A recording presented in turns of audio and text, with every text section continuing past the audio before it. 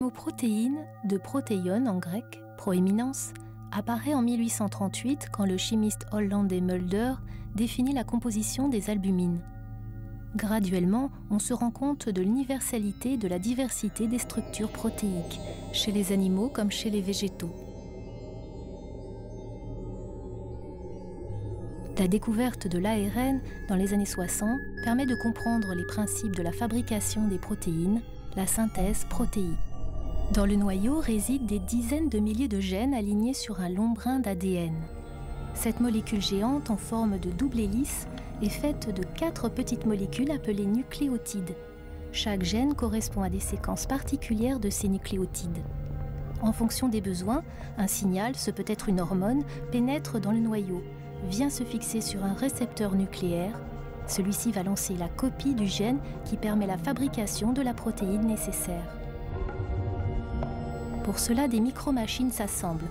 Elles sont capables de lire et de copier le gène sous forme d'ARN messager. La transcription terminée, l'ARN messager se détache de son support d'ADN. Il quitte le noyau en passant à travers un pore nucléaire. Dans le cytoplasme, l'ARN messager sera traduit en protéines. Et l'on se retrouve ainsi avec des milliers de protéines qui interagissent dans la cellule.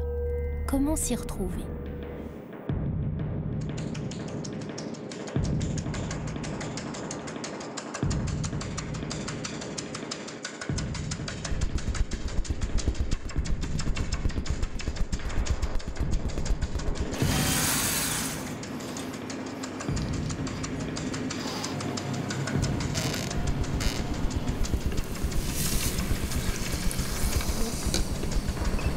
Residues one between 90 and 100, minus 90 and 90. So does this apply to this as well? Yeah. Well.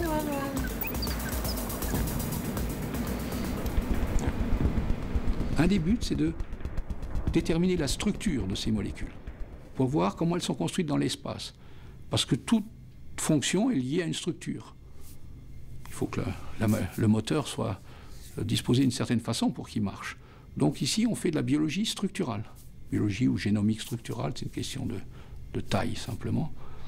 Donc on détermine la structure de ces molécules, seules ou en partenariat, ce qu'on appelle des complexes fonctionnels.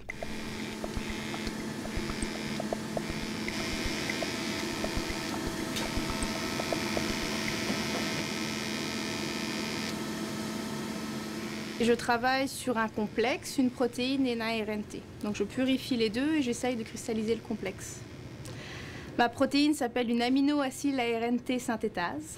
Alors en fait, elle intervient au niveau de la reconnaissance entre l'ADN et la protéine. Elle intervient à l'interface pour transcrire l'information génétique en protéine.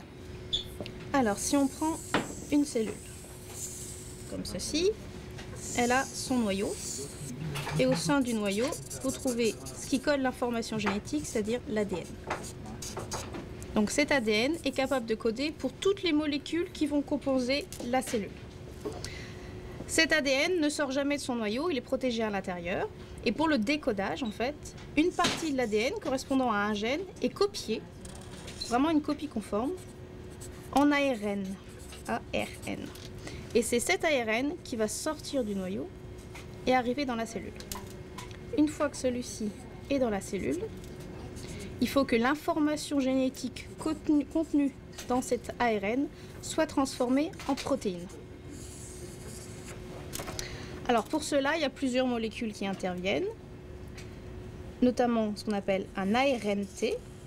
ARNT à cause de sa forme, qui fait penser à un petit T. Alors cet ARN, par ce qu'on appelle son anticodon, va reconnaître spécifiquement l'information contenue au niveau de cet ARN messager. Et l'ARNT, en reconnaissant cette information, va recruter, on va dire, l'équivalent d'une perle, qui s'appelle un acide aminé. Et c'est l'association de toutes ces perles qui font les protéines. Donc pour chaque information ici, vous avez une nouvelle perle qui va être reconnue à chaque fois par un ARNT. Cet ARNT, une fois qu'il a reconnu l'information ici, il faut donc lui fixer son acide aminé à son extrémité. Et ça, c'est une autre protéine qui s'en charge, qui est beaucoup plus grosse. Alors, qui a un nom un peu barbare, qui s'appelle l'amino-acyl ARNT synthétase. Tout simplement, c'est la synthétase, donc celle qui fabrique l'amino-acyl ARNT, c'est-à-dire qui va fixer ce fameux acide aminé sur son ARNT. Donc cette protéine est très importante dans la vie de la cellule parce qu'elle va, reconnaître le bon ARNT qui correspond à la bonne information génétique codée par l'ARN, et dans un second temps, va permettre de fixer le bon acide aminé sur son bon ARNT pour la bonne information génétique. Donc tout ce système de reconnaissance est capital et repose en grande partie sur l'aminoacide ARNT synthétase. Donc ça, c'est mon travail d'ailleurs. Je travaille sur une des aminoacides ARNT synthétase de la cellule, qu'on appelle la leucyle ARNT synthétase, qui reconnaît spécifiquement une de ces nombreuses perles. Il y en a 20 dans la cellule. Et donc mon but est d'étudier le complexe, c'est-à-dire son ARNT fixé sur sa protéine, d'étudier les mécanismes de reconnaissance entre cet ARNT et cette protéine, et les mécanismes aussi de spécificité. Et j'essaye donc de cristalliser le complexe pour pouvoir avoir accès à toutes ces connaissances. Ce que je suis capable de faire à l'heure actuelle, c'est de très bien purifier ma protéine d'un côté, de très bien purifier mon ARNT d'un autre côté. Ensuite, je les mélange dans différentes proportions et j'essaye de cristalliser l'ensemble, de cristalliser le complexe. La cristallisation, c'est quelque chose de, je dirais, presque très aléatoire. Il faut trouver les conditions dans lesquelles ce complexe va cristalliser, ce qui n'est pas simple du tout.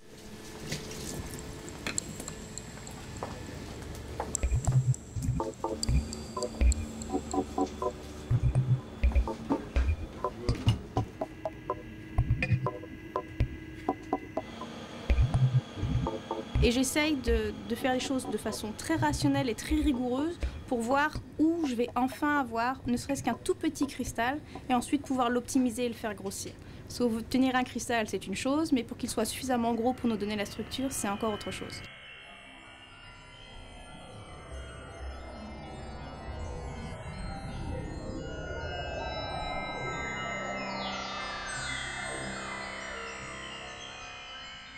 Pourquoi il met toujours à 36 milliards de décimales près là? Ouais, non, mais c'est fou ça.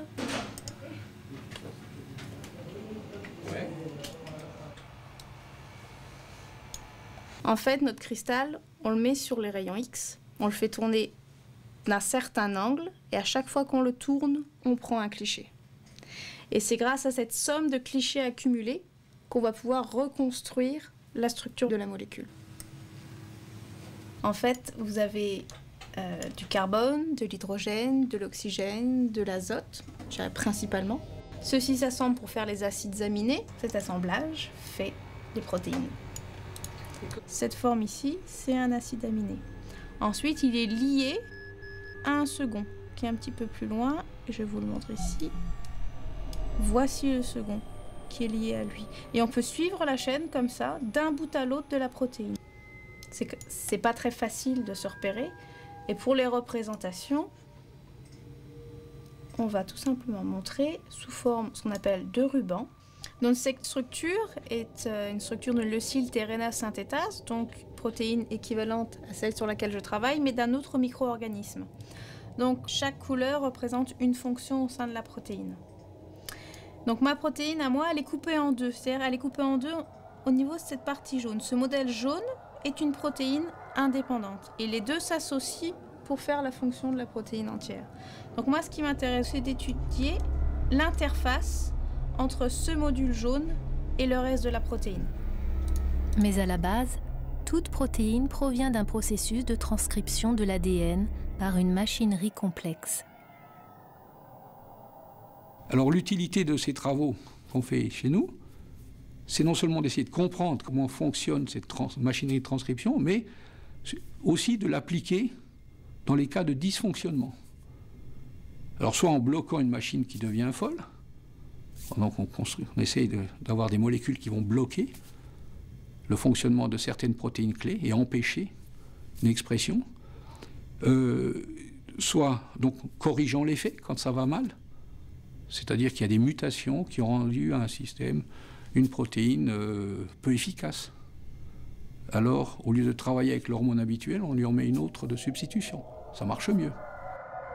Donc c'est les premières étapes de la conception de médicaments. On a soit des molécules dont on sait qu'elles ont un effet et on teste comment elles se fixent, soit on peut faire des propositions de nouvelles molécules qu'on fabrique. Alors c'est des chimistes qui collaborent avec nous, qui fabriquent et qu'on teste. L'analine est conservée, mais la méthionine est nidyleucine. D'accord. Et si tu prends une autre structure avec un ligand pile le même, donc aussi groupement naphthalique et ici, enfin tétrabutylnaphthalène. Elle ouais. pousse personne derrière. Et il y a les interactions hydrophobes, elles sont très importantes avec tous les autres cycles qui entourent là.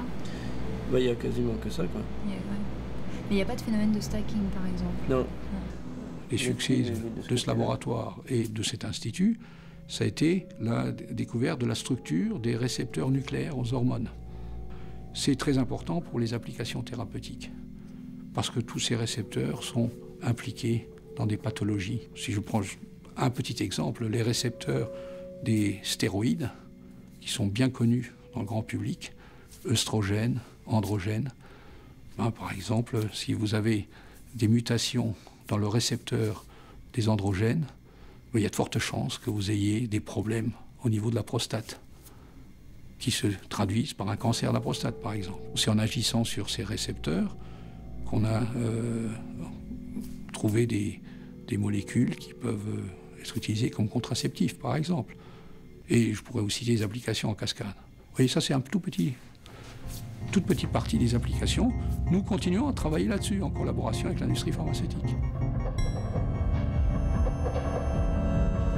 Alors, Pierre, arrête de chauffer.